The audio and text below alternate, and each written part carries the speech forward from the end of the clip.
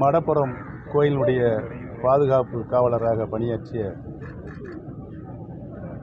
திரு அஜித்குமார் அவர்கள்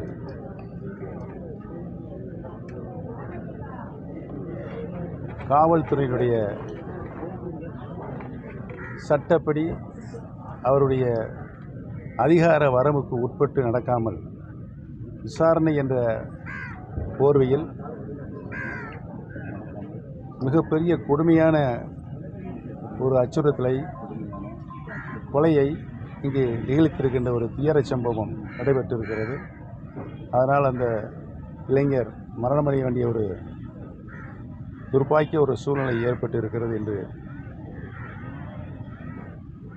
மருத்துவத்தினுடைய அறிக்கையின் வாயிலாக இன்றைக்கி உலகத்திற்கு அது வெளிச்சம் போட்டு காட்டப்பட்டிருக்கிறது. பொதுவாக விசாரணை மனிதாயமான அடிப்படையில் அவர்கள் தருகின்ற வாக்குமூலத்தை பெற்று நீதிமன்றத்தில்தான் நீதி வழங்க வேண்டிய கடமையும் பொறுப்பும் இருக்கிறது சட்டப்படி.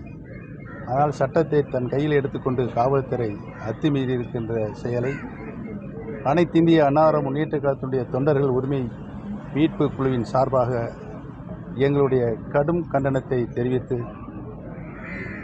அஜித்குமாரை இழந்து வாடுகின்ற பெற்றோர்கள், உற்றார், உறவினர், சகோதரர்கள் அனைவருக்கும் எங்களுடைய ஆழ்ந்த இரங்கலை தெரிவித்து அவருடைய துன்பங்களை நாங்களும் பங்கெடுத்துக் கொள்கிறோம் என்பதை தெரிவித்துக் கொள்கிறோம். தமிழக அரசுடைய நடவடிக்கை இன்றைக்கு தமிழகத்தில் சட்டம் ஒழுங்கு என்ன பாடுபட்டு கொண்டு இருக்கிறது என்பதெல்லாம் உங்களுக்கு நன்றாகவே தெரியும். அதிகாரத்தில் இருப்பவர்கள் மீது இந்த மாதிரி காவலர்களே அத்துமீறி சட்டத்தின்படி நடக்காமல் இருப்பதும், மற்ற குற்றவாளிகளுக்கு இது ஒரு மிகப்பெரிய தைரியமாக இருப்பதும் தான் இன்றைக்கு தமிழகத்தில் நடைபெற்று கொண்டு இருக்கிறது. இந்த சூழ்நிலை மாறவில்லை என்றால் திமுக ஆட்சி அதனுடைய வீழ்ச்சியை உறுதியாக எட்டும் என்பதை தெரிவித்துள்ளது. அதிமுக, திமுக இந்த ரெண்டு கட்சிகளுக்கு ஆட்சியிலையுமே இந்த போல சம்பவம் நடந்திருக்குது.